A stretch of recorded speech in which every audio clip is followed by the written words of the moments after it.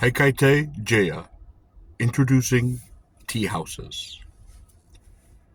The business of Hikite-jaya is to act as a guide to the various brothels and to negotiate introductions between guests and courtesans.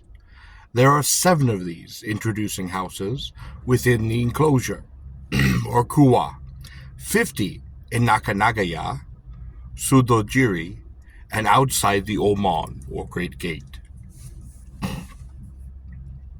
The entertainment given by Yoji, who has been redeemed from a brothel, guests in tea houses diverting themselves with dancing girls, and a guest being conducted to a brothel by the servants of a Hikite-jaya. Besides these, there are many houses in Yedo-cho, Sumi-cho, Kyomachi, Ichomi, and Nichomi, Agamachi, and etc. The first mentioned 7 houses are first class. Those in Nakanagaya are second class, while those at Sudojiri and Jojiken are very inferior indeed. The reception of guests and arranging affairs of them is attended to by servant maids, 3 or 4 of whom are generally employed in each Hikite-jaya. As of course the reputation of the house depends upon these servant maids, their employers generally treat them very considerately, well knowing that if the girls attend to their duties satisfactorily, the number of guests will continue to increase. When a visitor arrives before the entrance of Hikite-jaya, the mistress of the house and her maidservants run to welcome him with cries of "Irashahai!" You are very welcome. And on entering the room to which he is conducted, in case of his being a stranger, the attendant will ask him the name of the brothel to which he desires to go, as well as that of the peculiar lady he wishes to meet. If he has no friend with whom he is acquainted, photographs are produced for inspection, and the guest chooses his oran from them. Then the attendant will guide him to the brothel selected, act as a go-between in negotiating for the courtesan's favors, and after all preliminaries have been settled, will wait assiduously upon the guests throughout the banquet which inevitably follows, taking care to keep the sake bottles moving and the cups replenished.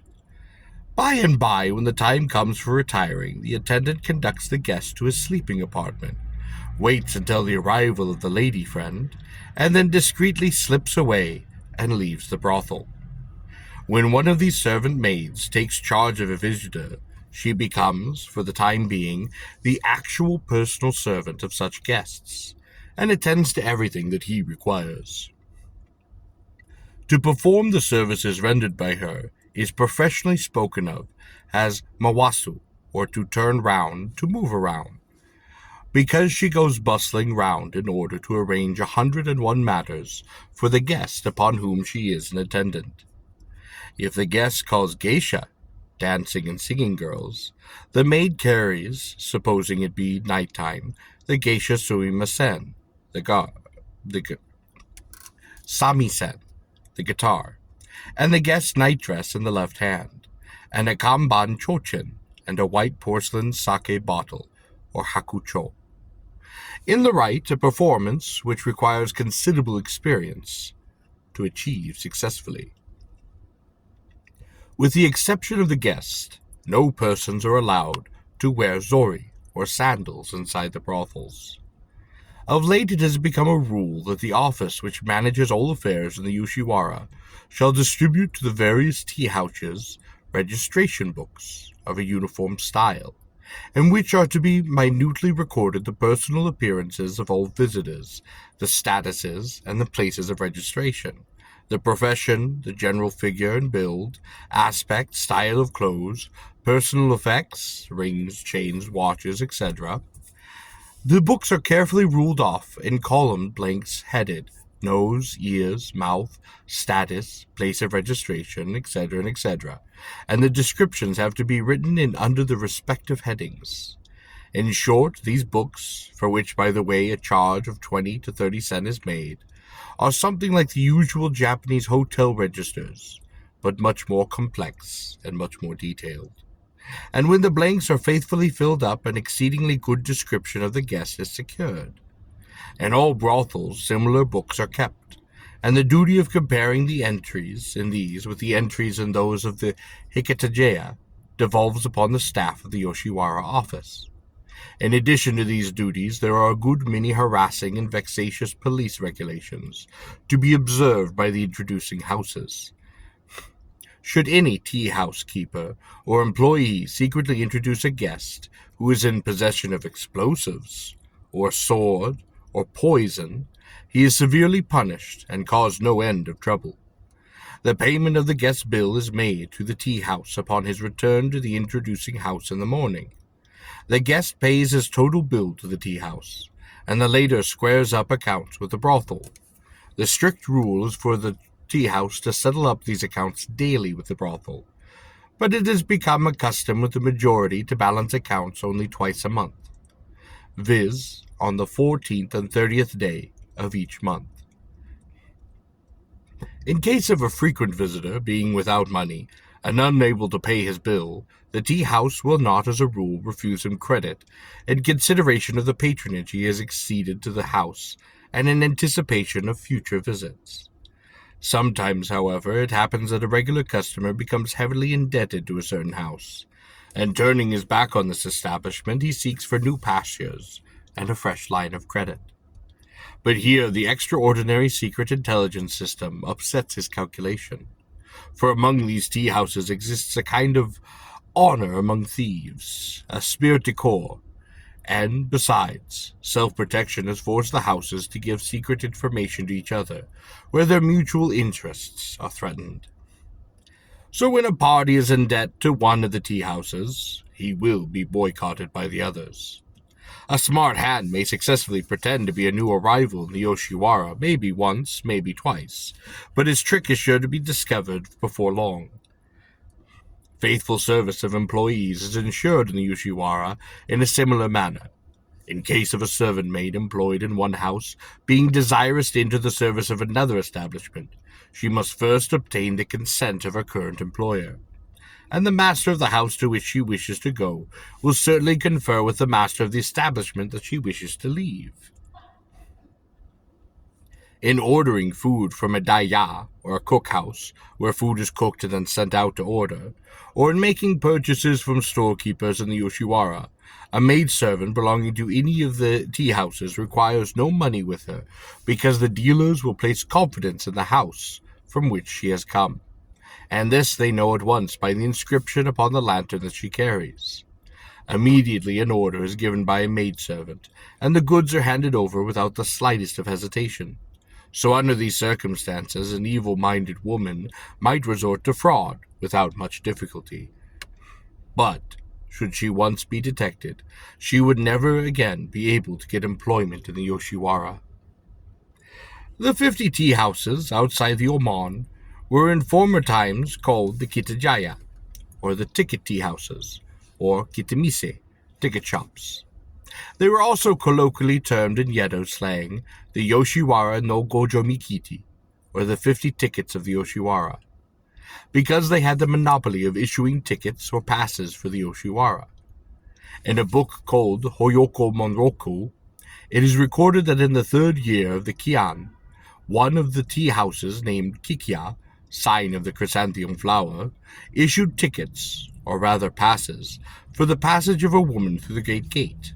On one of these old passes was written, "I certify that these 6 ladies belong to the household of a gentleman who patronizes my establishment. January 26th, ticket shop. Signed, Kikiya Hambe, the keeper of the great gate." It appears from this that every lady who wished to enter the precinct for the purpose of sightseeing, or maybe for any other reason, had to also obtain a pass from the tea-houses above mentioned. Afterwards, the Midzu-chiya, or the rest houses, began to be built on the Nihan Tsutsumi, or the dike of Japan, and as they gradually increased and prospered, they at length encroached upon the Nakano-cho, where the tradesmen of the quarter were living. This continued until the street came to be monopolized by Midzu-chaya, and from the latter the present Hikite-jaya were finally evolved. It is recorded that since the era of Genroku, 1688 to 1703, the keepers of Funya Yado, the sort of tea houses where pleasure boats are kept and let out on hire for excursions and picnics, used to arrange for guests to go and come in their river boats. And among the sights of Yedo were the long lines of boats floating up and down the river with the gaily dressed courtesans and the genedoe of the city in them. During the 8th year of Kuwambun, 1668, all the unlicensed prostitutes in Yedo City were pounced upon by the authorities and placed in the Yoshiwara. About this time, the inconvenient custom of being obliged to visit brothels through an eya was abolished. The tea-houses, which had their origin upon the banks of the Nihon Sutsumi, now acted as guides, or tabiki, to intending visitors to brothels. The old custom of the place was broken, and the name of the Hikite-jaya came into existence. The tea-houses belonging to the Egiya, which were removed from the old Yoshiwara and the Amigasi-jaya. See this heading for further on. This sprang into existence while the brothels were temporarily situated at Sanya, after the Furisold Kawaji fire of the era of Miwiki. They are established separate embellishments. In these ways, the newly evolved tea-houses prospered greatly, and their influence grew apace until the older houses in Egeyamachi began to lose their trade. No doubt but the decadence of the older institutes is attributed to the superior facilities afforded to guests by the new houses. In the old days, the tea-houses in Egeyamachi were allowed to construct balconies upon the second floors of their establishments, for the convenience of these guests who desired to witness the processions of the courtesans, or the Yuju no Dochu, that formed one of the most interesting features in the life of the Yoshiwara.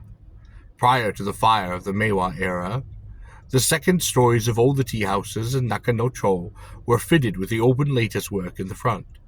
But subsequent to that memorable conflagration, this restriction was removed, and the houses were built so as to render them convenient for sightseeing from the upper floors. This freedom did not prove of much advantage to many of the houses, however, as it was decided that the processions should thenceforth be confined to the Nakanocho. In the 10th year of Horiki, 1760, the Egiya completely disappeared, and the receiving of and arranging matters for guests became the monopoly of the tea-houses. Taking advantage of the positions attained, the tea-houses abused their prosperity and influence, and allowed their establishments to be used by courtesans, geisha, tokomachi, and various guests, for the purposes of carrying on illicit intrigues, and advancing amours between men and women of loose morals. Not only this, but the houses allowed their accounts with the brothels to fall into error, or made payment in an unpunctual and perfunctory manner, and for these reasons many were suspended from exercising their businesses in the era of Tempo, 1830 to 1843. All food served to the guests in Hikite-jaya was prepared upon the premises by professional cooks in the service of the houses. At present, a first customer to a tea house is called shokwa, or first meeting. The second time he comes ura, behind the scenes, and the third time najimi, on intimate terms. According to prevalent custom, guests have to pay a certain sum of money as a footing upon their second and third visits, and persons who are anxious to pass as in the swim are often willing to pay both these fees, Yura Najimikin and Najimikin, down at once. Ordinarily, the Najimikin is fixed at from 2.5 yen or 3 yen, according to the brothels to which a visitor wishes to go, and the tea-houses do not guide visitors who do not patronize either a first omise or a second nakamise class establishment. In addition to other small fees, the visitor is expected to give a tip of 20 or 30 sen to the maid who acts as his guide. If he does not hand it over voluntarily, it is carefully induced in his bill under the heading of otomo, your attendant. Jinrikisha, fair's advances, will also appear in the bill. Suki, a contraction of Kakatsuki, in account, writing, or memo, under the title of Otomo, your attendant. Experience of Hikite-jaya will convince visitors that these establishments never fail to charge up every possible or impossible item in their accounts. When a man is returning home in the morning with a swollen head after a night's debauch, his ideas of checking a bill are generally somewhat mixed up. The expenses of planting flowers in the streets in spring, setting up street lanterns or toro in autumn, and maintaining street dancing nawaka are defrayed by the tea houses. The profits of the tea houses are chiefly derived from return commissions upon the fees paid to courtesans and dancing girls, and percentages levied upon the food and sake consumed by guests. A large profit is made upon sake, as this is kept in stock by the tea houses themselves. Besides, they draw a handsome revenue from visitors in the shape of chadai, or tea money, which rich prodigals bestow upon them in return for the fulsome flattery and the cringing servility. The guests will also often give a sobana, a present to all the intimates of the house, when they are very well treated. And at special seasons of the year, festivals, and occasions of rejoicing, the liberality of visitors beings quite a show of dollars, all net profit, into the coffers of the chaya proprietor. It is one of the many curious customs of the Yoshiwara that the expression fukadistu, or to blow out, is disliked, as also is the blowing out of the ground cherry. I must not omit to state that there is a low class of tea houses which do resort to extortion and barefaced robbery in dealing with strangers to the Yoshiwara. These houses are known by the general term of boi-jaya, and their modus operandi is to detail their rascal employees to prowl about outside the quarter and inveigle uninitiated visitors to the kura. Under various pretexts, inexperienced persons are guided to the boi-jaya by these tortures, welcomed effusively, and pestered with the most fulsome flattery and attention. Sake and food are served to them, including a number of dishes never even ordered by the guest. By and by, geisha are called in to sing and to dance, although the visitors have not requested their services. Later on, when the guests are primed with liquor, they are urged to visit a brothel upon the condition that the expenditure shall be kept as low as possible. But once within the low stews to which they are taken, they are persuaded to squander money on geisha and other things. If meanwhile the visitor, fearing the heavy expenses, should desire to settle his bill, the keeper of the house will put off the matter and invent various plausible excuses for delaying the making up of the account.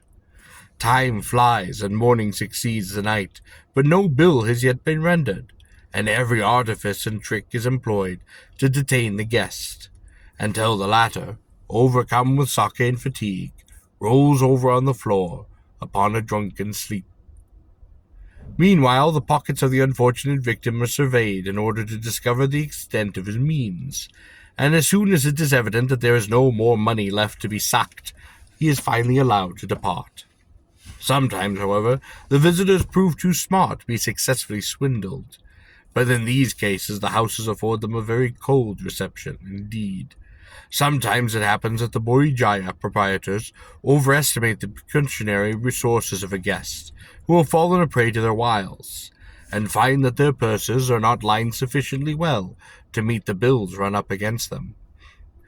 In such case, the proprietors will allow the guest to depart under the escort of one of the employees of the house. This man exercises strict surveillance over the guest, and follows him like a grim death wherever he goes, until the bill is finally settled. He is known as a suki-uma, an attendant, or following horse. If payment is not made, he will inflict the disgrace of his presence upon the luckless right he follows, tracking the latter home to his very doorstep, and there making a noisy demand for the money owing. It is only fair to add, however, that such low tea houses are not to be found in the Nakano-cho.